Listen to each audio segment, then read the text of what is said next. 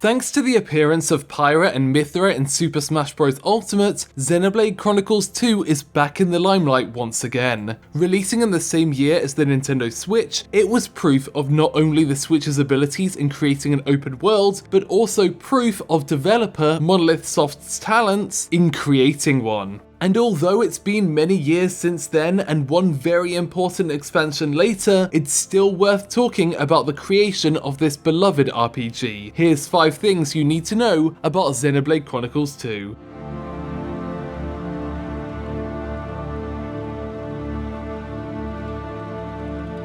One of the biggest differences between Chronicles 2 and the previous titles are the introduction of blades. At first it was a gameplay thing, where they found that it fit with the new control scheme they were developing, but then they tried to work out how this would actually work visually. Their first thought was Ultraman, and the idea that you'd have a 40-meter tall blade behind you unleashing attacks. It's a cool idea, but they eventually found that it was kind of impractical both in terms of the technical side and the story.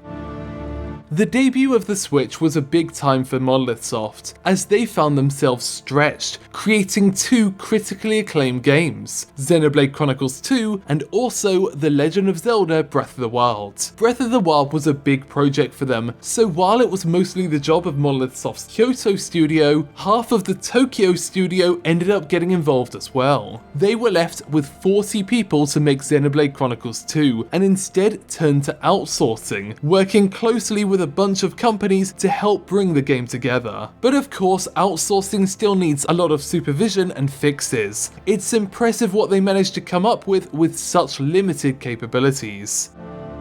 Visually, Xenoblade Chronicles 2 is a lot different from other Xenoblade titles. While Definitive Edition added a new brighter style to the first game, generally designs have been a bit stiff, with many complaining about Xenoblade X's designs in particular. So they wanted the characters to feel more expressive, and so they specifically got an anime character designer to do so. Masatsugu Saito's designs have been successfully adapted to 3D before, in both the film Expelled from Paradise and Cyborg 009 Call of Justice. There are some great expressions that he drew that don't transfer that well to the final game, but it's clear that he's a big part of why the story hit as well as it did.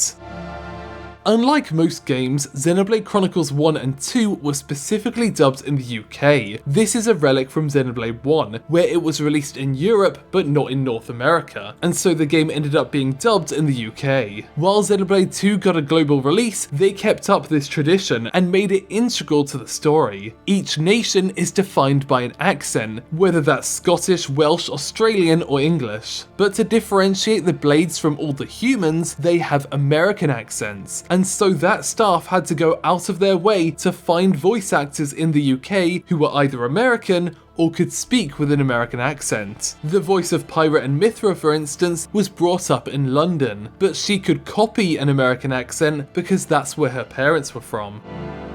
But the voices aren't the only part that come from different regions. One of the main composers for the game, Yasunori Mitsuda of Chrono Trigger fame, is a big fan of world music. Originally when he was offered the job he turned it down, thinking that the less veteran composers could handle it. But in actuality, he was the only one with a sizable experience working with orchestras, and so he was in charge of working on the other composers' tracks, while also composing a load of tracks himself, the largest project he's ever worked on. But the plus side was that he was given a load of freedom, and so he dug into his love of world music, and featured the voices of artists around the world. One of his big inclusions was Anurna, the famous Irish choir who brought the kingdom of Tantal to life. A lot of work, but a rewarding one. Thanks for watching OTAQUEST in Japan. Feel free to subscribe to find out more about the art and creation of Japanese pop culture.